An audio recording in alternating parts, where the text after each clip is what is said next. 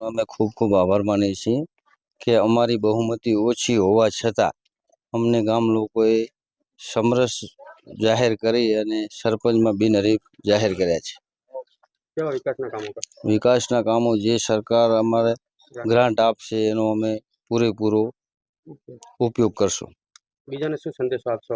ચૂંટણી ના થાય વિકાસના? ચૂંટણી ના થાય એમાં અમે એવો સંદેશ આપશું કે ગામની અંદર કોઈ વિખવાદ ના થાય અને શાંતિ જળવાઈ રહે અને ભાઈચારાનો માહોલ રહે। શિવારાહી અમારા ગામની અંદર 1000ની વસ્તી અને 650નું વોટિંગ, ખૂબ નાનું જ ગામ અને જે લઘુમતી સમાજના થોડા ઘર હોવા છતાં પણ ગામે સાથે મળી એક રસ થઈ અને જયદભાઈના ઘરનાને શરીફાબેનને બિનહરીફ સરપંચ તરીકે નિમણૂક આપી અને વોર્ડોની અંદર પણ બધાએ બિનહરીફ બનાવી અને ગામના પંચાયતને સમરસ બનાવી છે।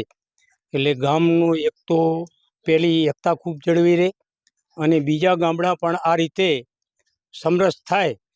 અને મારી જિલ્લા પંચાયત અત્યારે કોલીવાડા એની અંદર 9 પંચાયતોની ચૂંટણી, એમાં 4 ગ્રામ પંચાયતો સમરસ થવાને આરે આવી ગઈ છે।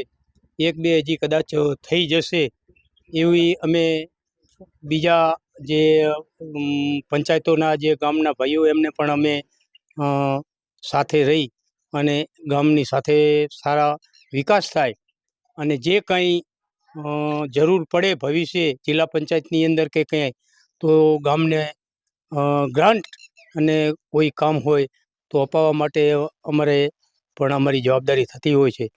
એટલે અમારું ગામ એક રસ થઈ અને જે અત્યારે અમે જે સંદેશ આપ્યો છે એકતાનો, એ અમારા ગામ માટે અને આજુબાજુ એક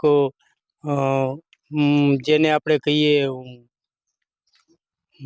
એકતાની રીતે એ હા આ રીતે અમારે સમરસ કર્યું છે। દાદા, ચૂંટણી થવાથી કેવા નુકસાનો થાય છે અને ગ્રામ પંચાયત સમરસ બનાવીએ તો કેવા ફાયદા થાય?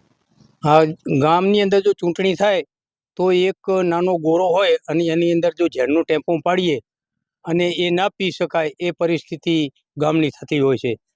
ગામ જો ચૂંટણી થાય ને 2 ભાગ પડી જતા હોય છે, એની અંદર પછી ભવિષ્ય પણ ચૂંટણીનું ઝેર છે એ ઓછું થતું હોતું નથી।